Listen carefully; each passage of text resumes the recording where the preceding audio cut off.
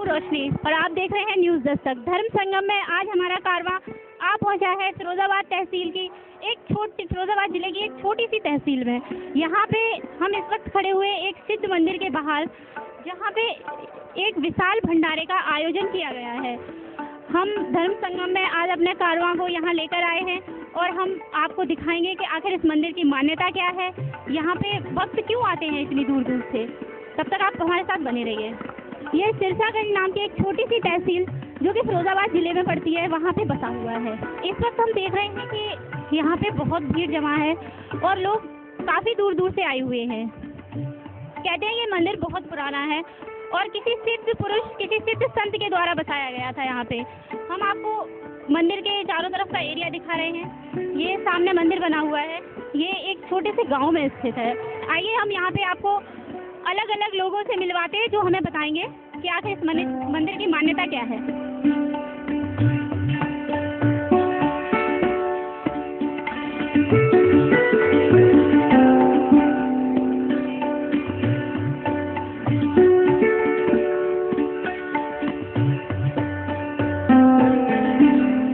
इस वक्त हम जहाँ खड़े हैं ये भव्य मंदिर के गर्भगृह का सीन है। यहाँ हम आपको दिखाएंगे, हालांकि इस वक्त यहाँ पर बहुत भीड़ है।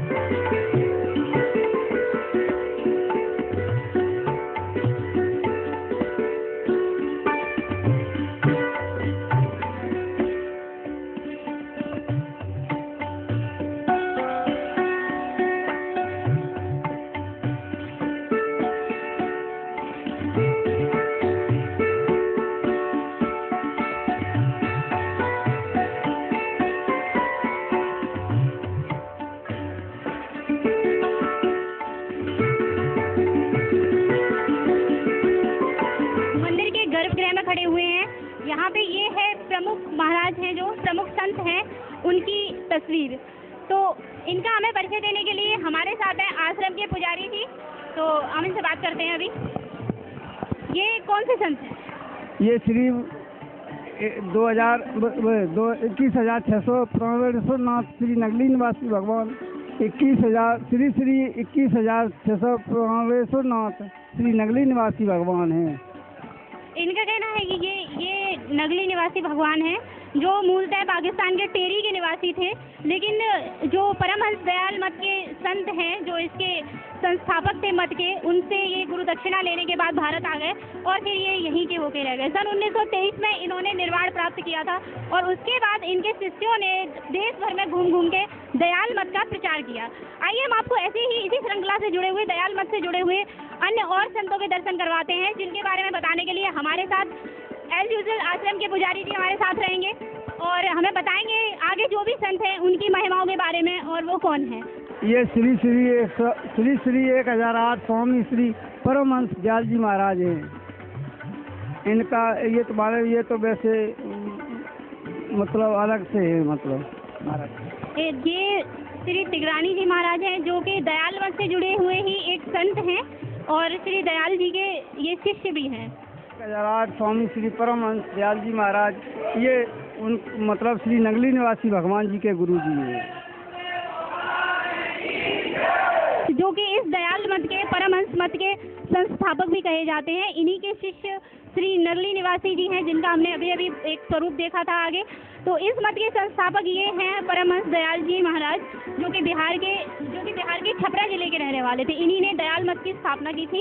ये संत हैं श्री 1008 स्वामी श्री परमहंस पांडरवासी भगवान। ये इटावा जिले में इनका बड़ा आश्रम है और ये मध्य प्रदेश के रहने वाले हैं, बहुत पुराने दयालु महाराज हैं। ये भी परमहंस श्रृंखला से जुड़े हुए एक संत हैं। इसी श्रृंखला में आगे हमें एक और संत की यहाँ पे तस्वीर दिखाई दे रही है। आइए हम इनके बारे में भी जानते हैं। श्री 1008 स्वामी श्री कृष्णानंद जी महाराज, जो चापे खुर्द से, ये श्री हमारे गुरु जी महाराज जी के ये गुरु जी हैं, बहुत परमहंस दयालु जी महाराज हैं। इसी श्रृंखला में ये एक और हमें संत का परिचय मिला है। ये श्री कृष्णानंद जी महाराज हैं, जो कि परमहंस श्रृंखला से ही जुड़े हुए एक संत हैं।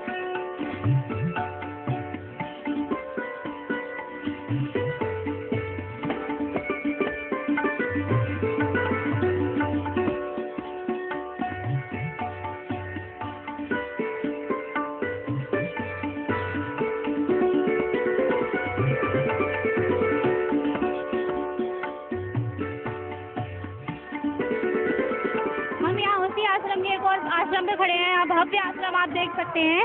इस आश्रम के अंदर यहाँ के लोगों के अनुसार यहाँ अंदर दूर दूर से आने वाले सत्संगी हैं, जो भक्त हैं, उनके रुकने की पर्याप्त व्यवस्था है, उनके खाने पीने की पर्याप्त व्यवस्था है। तो हम आपको अभी दिखाएंगे कि यहाँ पे अंदर किस तरह से लंगर चल रहा है और जो सेवा करने वाले वो किस तरह से सेवा कर रहे हैं अपनी, और किस तरह से सहयोग यहाँ पे किया जा रहा है लोगों के द्वारा। आइए हम आपको दिखाते हैं लाइव। लंगर चल रहा है, सेवादारों द्वारा यहाँ पे खाने की तैयारियाँ की जा रही हैं, सब्जी कट रही है, और जिस तरह से लोग लगे हुए हैं भंडारे की व्यवस्था में। और आगे इसी श्रृंखला में हम आपको आगे दिखा रहे हैं, यहाँ पे लोग भंडारे की व्यवस्था में लगे हुए हैं।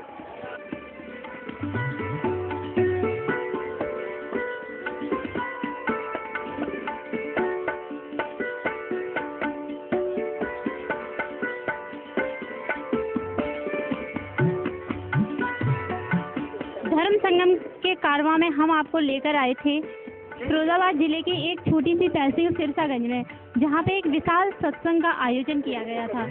उसी सत्संग की अगली श्रृंखला में हम आपको सत्संग पंडाल में लेकर आए हैं, जहाँ पे आप देख सकते हैं कि इतनी भीषण गर्मी में भी और रात के 1 बजे यहाँ पर भीड़ है। लोग पंखा चल रहे हैं, लेकिन उनके धैर्य में कोई कमी नहीं आई है। कुछ तो ऐसा होगा यहाँ। तो हम जो यहाँ के प्रमुख संत हैं, जो यहाँ के प्रमुख सेवादार हैं, जो प्रमुख संत हैं, वो इस वक्त सामने मंच में प्रवचन दे रहे हैं। हम आपको सीधा वहाँ लेके चलते हैं और सीधा प्रसारण दिखाते हैं सिर्फ न्यूज़ दस्तक पर। इस वक्त फिरोजाबाद से रोशनी के साथ हम इस वक्त यहाँ पर आपको सीधा लेकर आए हैं। विशाल पंडाल यहाँ पर बना हुआ है और सैकड़ों की संख्या में भक्त यहाँ पर इस वक्त भी बैठे हुए हैं और पेशेंस के साथ लगातार सत्संग सुन रहे हैं, धर्म लाभ उठा रहे हैं। हम इस वक्त सीधा प्रसारण इसका अपने चैनल पे कर रहे हैं और आगे हम आपको दिखाएंगे, उन संत के पास आपको लेके जाएंगे जो इस वक्त यहाँ पर अपने शब्दों की अमृत वर्षा कर रहे हैं।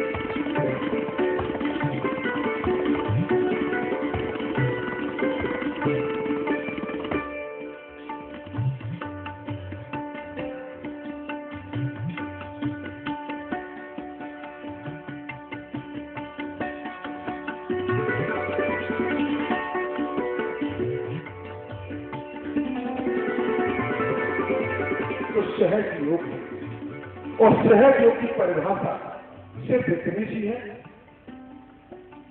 कि हम जो देख रहे हैं, जो हम संसार में देख रहे हैं, हमारी खुली है। तो गुरुदेव महाराज कहा करते थे, आंख मुंह ढकने की आंख मुंह ढकने की कोई आवश्यकता नहीं, ना तुझे उन्मुक्त समाधि लगाने की आवश्यकता है। करना है तो कर दे, कि तू जो संसार को देख रहा है तो ईश्वर को देख रहा है, भोजन कर रहा है तो तपस्या कर रहा है, और कहीं अगर भ्रमण करने निकला है तो समझ लो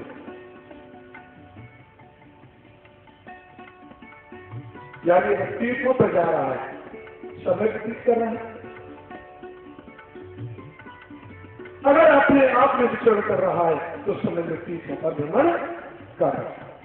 मेरी भाषा को शब्द लोग समझ रहे होंगे, मुख समझ रहे होंगे। जब आप अपनी सुरती को एकाग्रचित करते हैं तो सारे तीर्थों का दर्शन तुम्हें होने लगता है। नाना दृश्य तुम्हारे ध्यान में आने लगते हैं, प्रभु का भी दीदार होने लगता है। कहीं जाने की आवश्यकता, गंगा भी आप बैठ कर यहाँ से देख सकते हैं, हरिद्वार भी आप जा सकते हैं, मगर मेरी बात को पच नहीं रही है। कैसे कैसे अपने पांडाल में बैठे हैं तो हरिद्वार चले जाए, चोरी चले जाओ, मेरे चारपाई भी सो तो हाल आगरा फिरोजाबाद पहुंच जाता। तो क्या आप यहां बैठ करके क्या आप तीर्थों का भ्रमण नहीं कर सकते? 68 तीर्थ तेरे घट माए,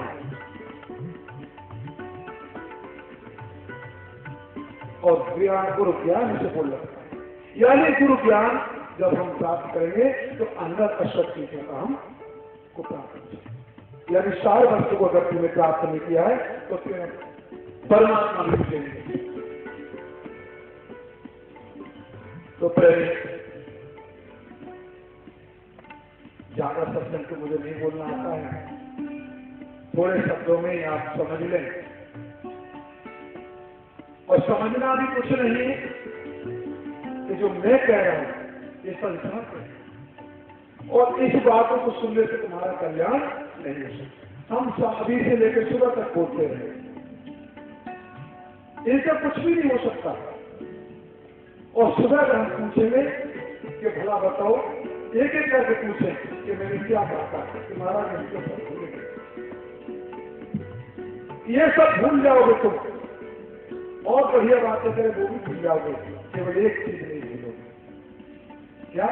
मेरा व्यवहार और मेरा क्या, ये भूल जाओगे। अरे जीवन भर नहीं भूल सकते हो दो चीजें, मेरा प्यार या घर। यहां से तुम कुछ ना कुछ लेके जाओगे, जो तुम उम्मीद करके आइए कुछ नहीं जाएगा तुम्हारे साथ।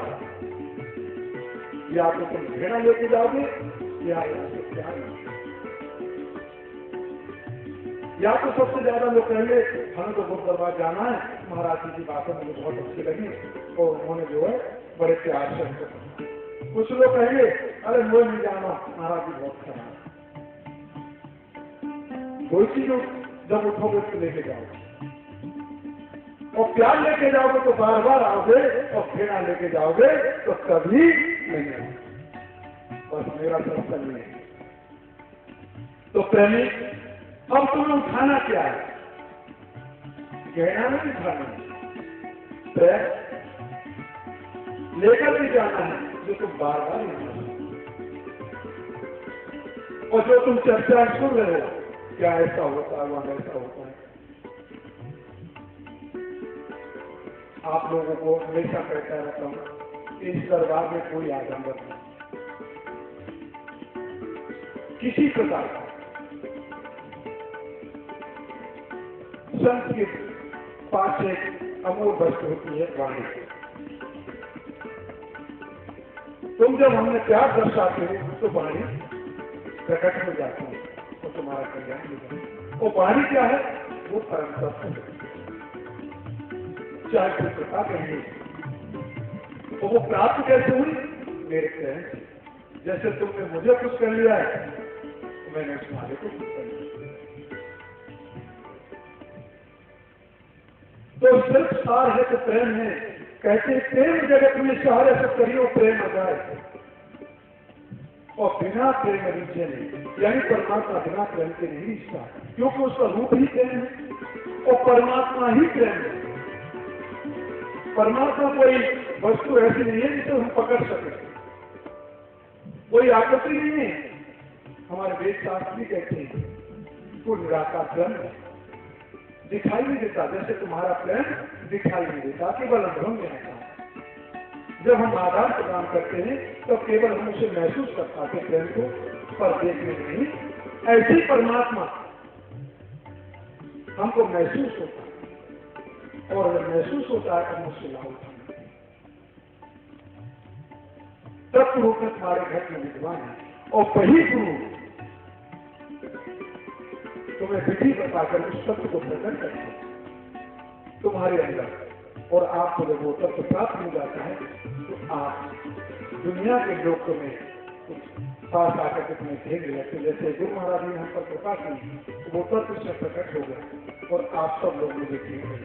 जैसे मिठाई का देना करने देते हैं तो चीज अपने आप जो है भेज करके उस मिठाई के देने के पास हो जाते हैं। तो मैं सत्संग सुनाने से पहले श्रद्धालु भक्तों से आग्रह करूंगा कि वार्षिक सत्संग का लाभ आप कभी प्राप्त कर सकते हैं सत्संग पंडाल में शांति बनाए। दूसरी बात कि आज हम देखो कितना मेहनत करके पैसा खर्च करके गुरु महाराज से श्रद्धा लेकर के आए जो अभी अच्छी खर्चा तो बड़ी बेटे का ज्यादा बाहर है। हमने जब गलत किया तो हमको ये सजा मिली और आज हम उस बंधन से मुक्त होने के लिए सत्संग में आए हैं। तो हमने से परमात्मा को देखते तो समझा है जो हमें सवेरे तो नहीं देगा आपसे ऐसा नहीं।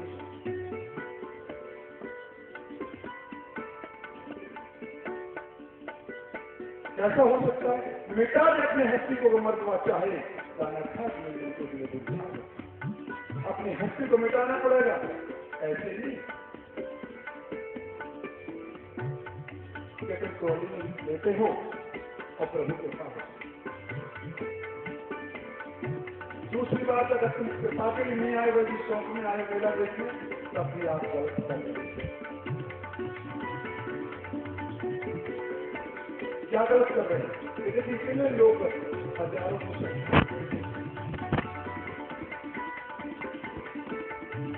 और लोग सो रहे हैं तो आप सबका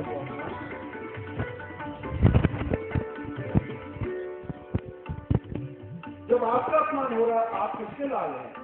निंद्रा को गलत आसन पर आपको पीड़ा चाहिए। भोजन को वास्तविक अपने वास्तविक जो भोजन का आसन होता है उसको बैठने के लिए तो आपको कोई बीमारी हो सकती है। भ्रमण भी अगर आपने सही दिशा में नहीं किया तो आपको कष्ट नहीं सकता है। सही दिशा का मतलब बेमौसम यानी सर्दियों में अगर बर्फाने उधर भोलेनाथ के दर्शन करके गए तो निमोनिया फट हो गया क्योंकि वहां बर्फ पड़ती रास्ते बंद हो जाते। यानी सब चीज है समय के अनुसार और साथ में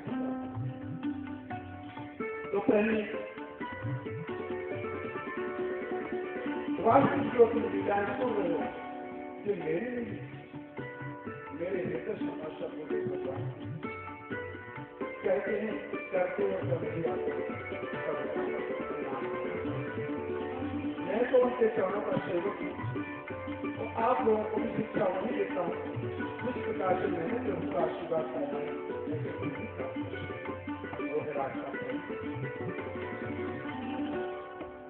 न जप में हूँ न तप में हूँ न तंत्र में हूँ न मंत्र में हूँ मेरा निवास यानी गीता भगवान कृष्ण ने कहा है। भगवान कृष्ण को तो लगभग सभी मानने वाले महात्मा जी कह रहे भगवान को तो मान तुम्हारा भगवान बात